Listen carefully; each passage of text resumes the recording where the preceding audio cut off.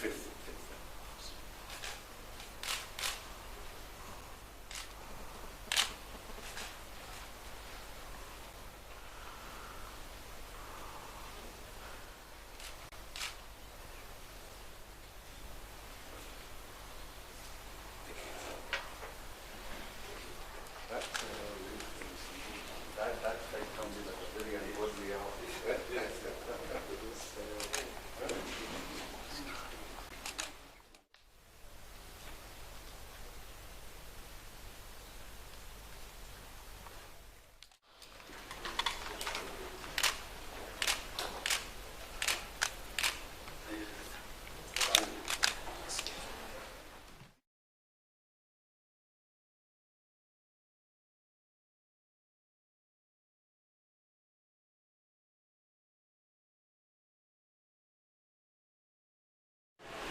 Ya bendera hii. Fanya haraka.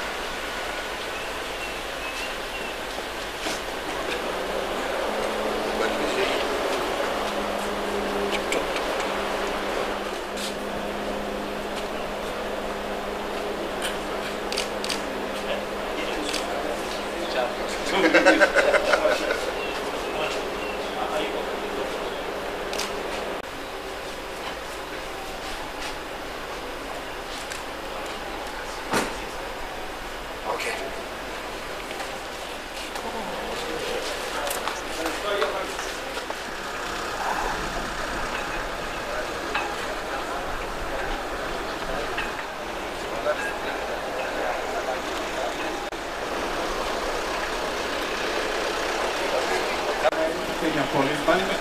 We could start. ودياردن عصبوية وحنا شباب.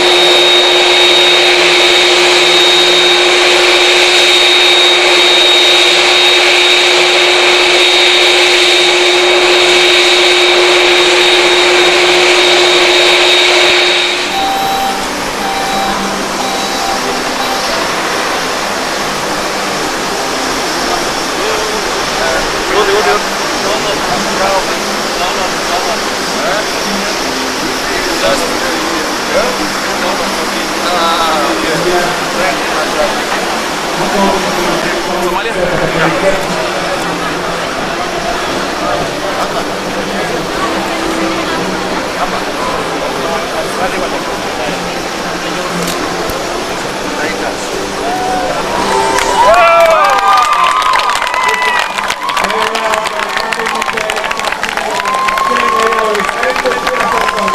Yeah.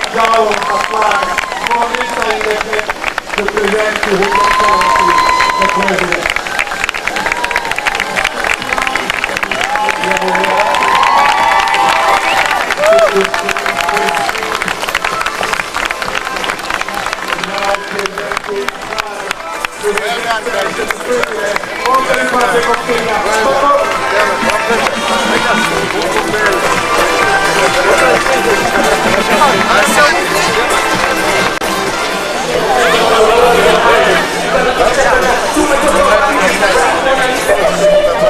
Trust yourself to go to Mogadishu, you can trust your plane to go to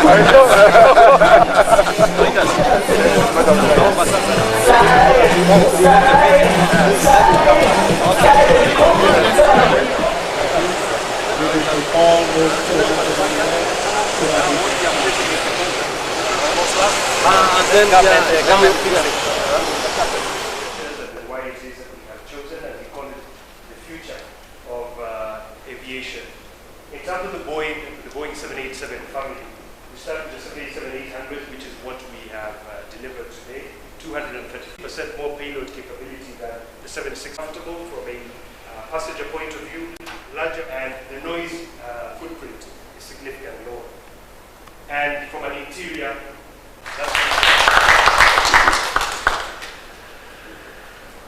perhaps we can take one question. Can I ask the President on my question on behalf of my brother? When are you flying to Mogadishu? Your Excellency, we will answer that question in the next 2 to 3 weeks. Very good.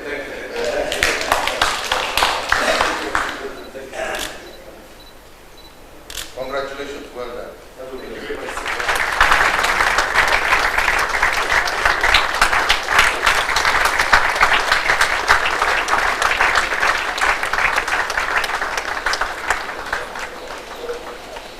About 3-4 years ago, and it delayed for a number of technical reasons within the manufacturers. But in the end, the dream has come out to be true. And despite all the challenges that we've had operating with all the aircraft, I think we'll soon forget that story. Today, we've received the new aircraft. We have another 5 that are coming in. Of the same type. The second one starts arriving in June, and then we'll have one every month until October, when we'll have had all the 6. So to all Kenyans and any other travelers perhaps who may have thought that we would never get there, we are here. We've got now the state-of-the-art aircraft. You have no reason to shun us and go to other aircraft. Asanteni sana. Karibuni.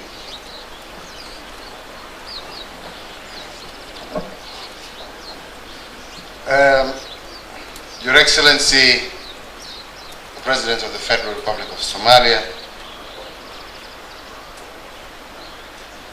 ladies and gentlemen, let me first begin by saying that it's both a pleasure and an honor to welcome my brother to join me on this important occasion, not just for Kenya Airways, but indeed for Kenya and the region. I want to say that his willingness to join me is a clear indication of the path that we have chosen to take, our understanding, our belief that regional integration is indeed the way forward to assure common prosperity for peoples across our region. And indeed, him being here is a clear sign of both our commitment to that agenda. So, Your Excellency, I'm very happy to have you here, and I'm sure that our continued cooperation will ultimately be for the mutual benefit of the peoples of our 2 great countries. So therefore, before I make my remarks, I'd like to take this opportunity to welcome my brother, to say a word. And before he says it, Titus, you know, you've promised that you're going to start flying in certain directions, so I won't mention. He doesn't have to ask, so that we can move together. Your Excellency, please come and address these good people and join me in celebrating this great success of Kenya Airways. His Excellency President Uhuru Kenyatta, President of the Republic of Kenya,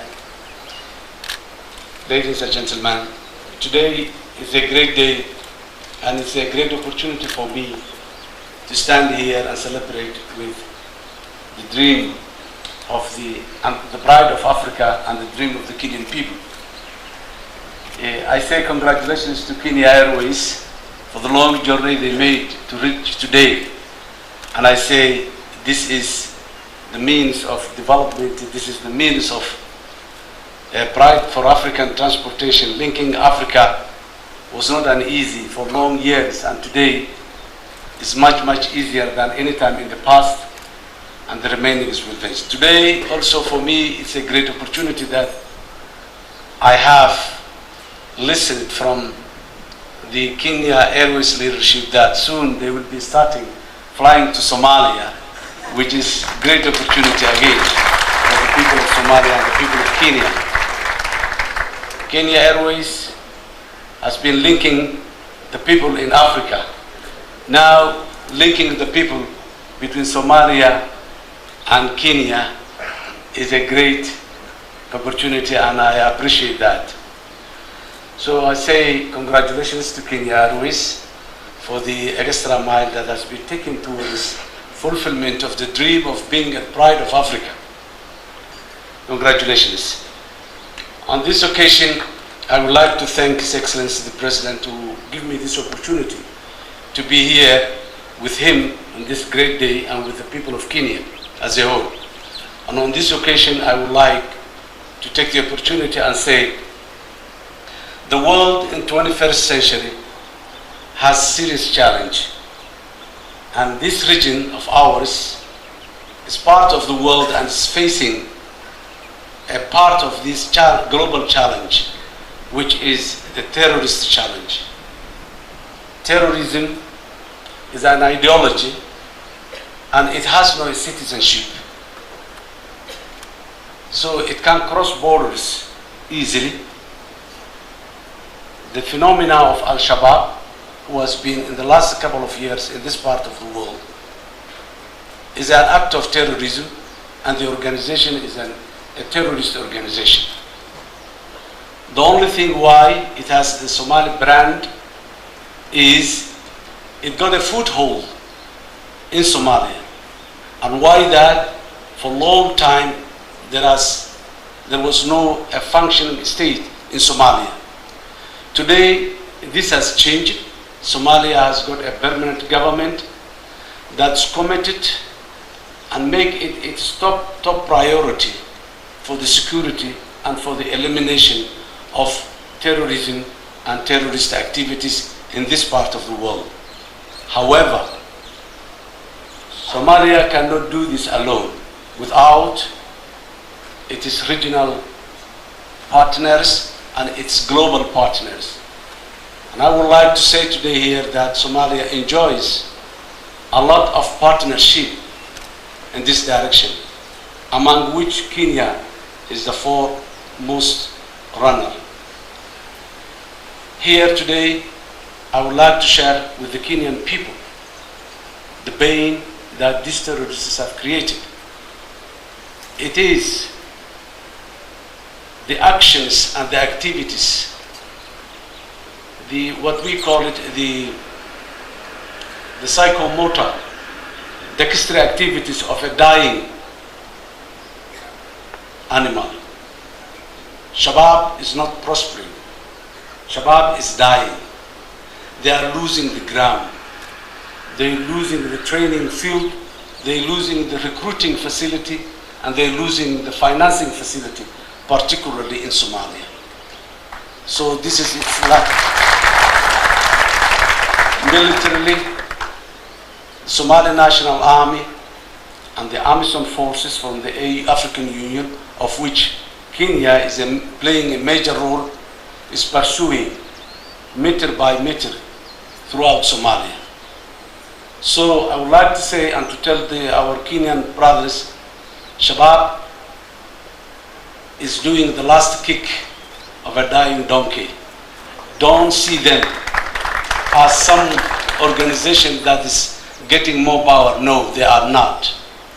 We are very much grateful about what Kenya has did in this direction, and we are very much committed to work with the government of Kenya, with the security institutions of Kenya, and with the people of Kenya.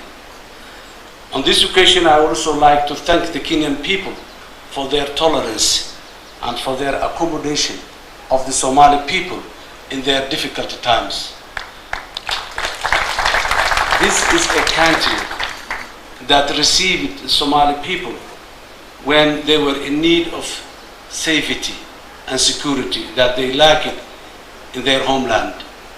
This is a country that received Somali business people when they were unable to practice their business people in their own country.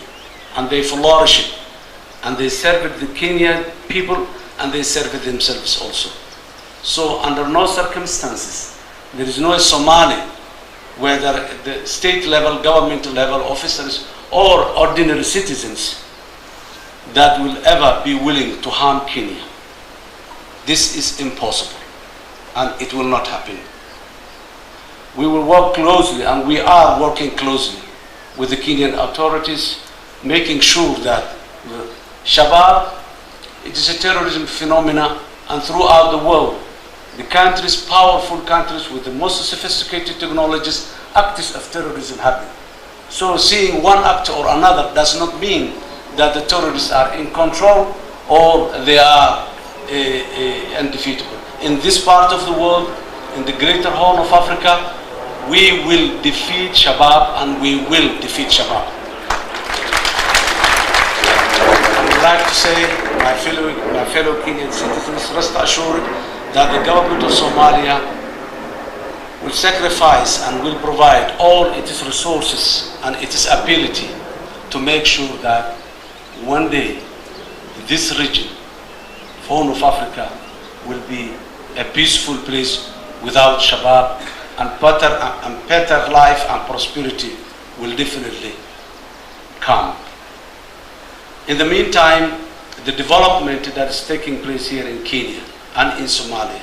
Somalia today, we're making progress. We have very clear plans in place. A political plan, very clear, articulated, shared with our Somali citizens and with our international partners, that we want to see for the first time in 45 years elections taking place in Somalia in 2016. This is a dream, a nation's dream, to see that a Somali woman putting her own vote in the ballot box peacefully and safely. This government is committed to make sure that that happens. The Vision 2016 is that. On the other hand, parallelly, we are implementing a joint operation, military, in South Central regions of Somalia. 11 regions out of the 18 regions of Somalia, these operations are going simultaneously by the Somali National Army and the Amazon forces. Parallel to that, the Somali government is implementing also another program, which is stabilization and state building. We're building for the first time, the Somali government is reaching out the regions to put the foundations of a federal Somalia. Soon we are expecting that federal member states with its very clear mandated leadership and administration will be emerging in Somalia. That is the vehicle we want to take Somalia into 2016 peacefully with peaceful elections. These are a few remarks I would like to share with you, my dear, my fellow Kenyan citizens. Rest assured that Somalia bear with you. We're facing the same challenges, We're facing day and night the terrorist actors. We're fighting with them. We proactively preempted many evil actions that they were attempting to do in Somalia. What we are hearing is very small percentage of their plans that is going through. But most of those plans have been aborted, and we keep continuing until we see no plans are implemented in this part of the world by these terrorist groups. I thank you very much, and I thank greatly my brother, the President of the Republic of Kenya, for giving me this opportunity. And I would like to say the mothers, the daughters, the sisters and the sons whom has suffered because of these terrorist acts, and those who have lost their beloved ones in Somalia while they were serving the interest of Somalia and the interest of the region at large. I thank you very much.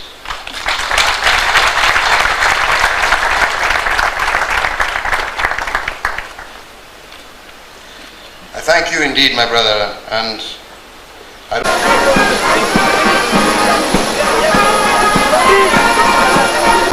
President of the Republic of Kenya, a photo with the name, with the aircraft, the green Rift Valley. One more photo is His Excellency Sheikh Mohamoud with the President of Somalia. Thank you. Thank you. Now, thank you.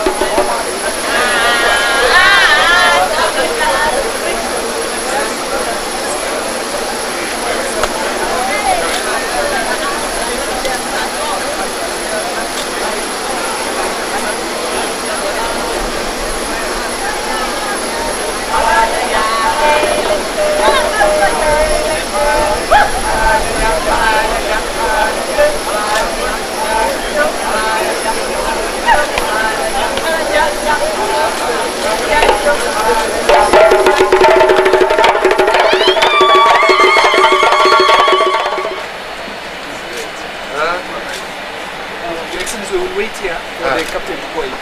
Okay.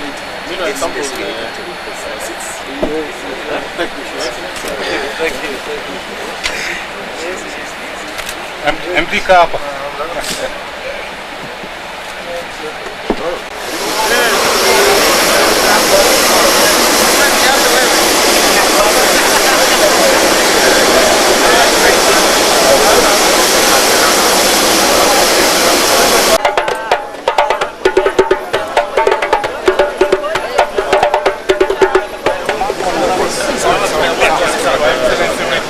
First one to His Excellency, the President of the Federal Republic of Somali.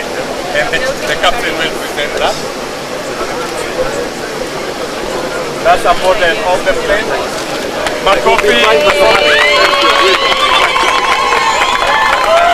Thank you. وضيع قلت له قاري حق هروي مشغول ها My brother.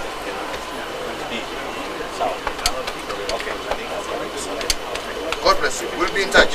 Thank you very much. God bless you. Wish you all the best. Thank you so much. Thank you. Ambassador, Okay, sir. kesho asubuhi. Okay, Your Excellency. Asante. Thank you very much.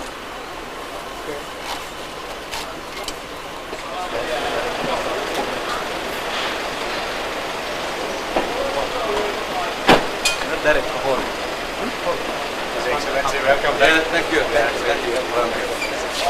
See ya.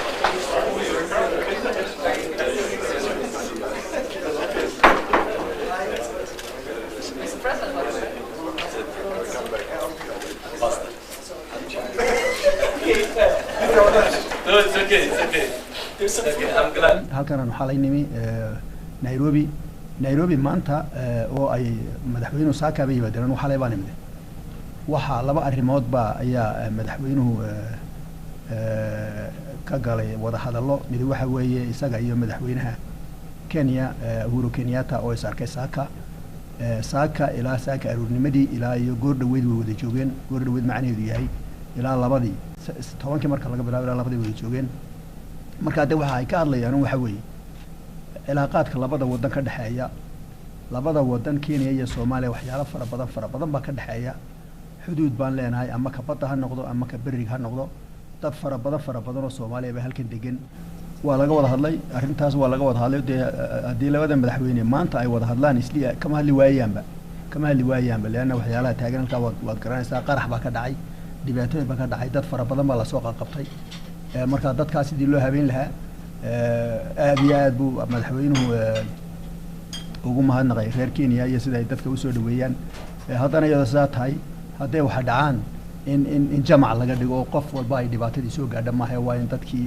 wax lagu tuhmaya la soo qabtaa hadday haddana sidaa tahay dadkii wax lagu tuhmayay waa in xaqooda iyagana la mariyaa qofku xaq buu leeyahay ya waxa weeye qofku waxa weeyaan bilaa dembi ilaa iyo maxkamadda ijtihaadeed dembi baad leedahay marka waa laga wada hadlay si fiican baana laga wada hadlay waana la isku afkartay waxaana qaraar lagu gaadhay labada security officers ugu sarreeyay ka Soomaaliya ugu sarreeyay ka halkan ugu sarreeyay nimanka ammaanka gacmaha la isku saaray maanta inay aad u wada shaqeeyaan oo information sharing la sameeyo la isla qaybsado wararka ku saabsan ammaanka in la isla qaybsado labada madaxweyne labada nin bay madaxa iyo gacanta isku saareen waxaan filaynaa haddii macluumaadka anagu haynay ka hayaan aan si fiican isku wareysano in waxyaalo badan oo fiican qabsoomi karaan baa la yiri marka arrimahaas la iska wareystay iyo sidii ma garanaysaa loo ambaqaadi lahaa waxyaalo cilaaqaadka loo wanaajin lahaa ayaa la iska wareystay intaa kadib halkan aanu nimi madaxweynuhu waxa uu shir la yeeshay ambaasadarada halkan ka jooga dalalka EU-da midowga Yurub ayuu la yeeshay la yeeshay wada hadallada iyo su'aaluhu waxay ku koobnaan waxa weeye inuu madaxweynuhu uga warramo xaaladda Soomaaliya halkay taagan tahay iyagoo ka waraya hadalada madaxweynaha baa cid walba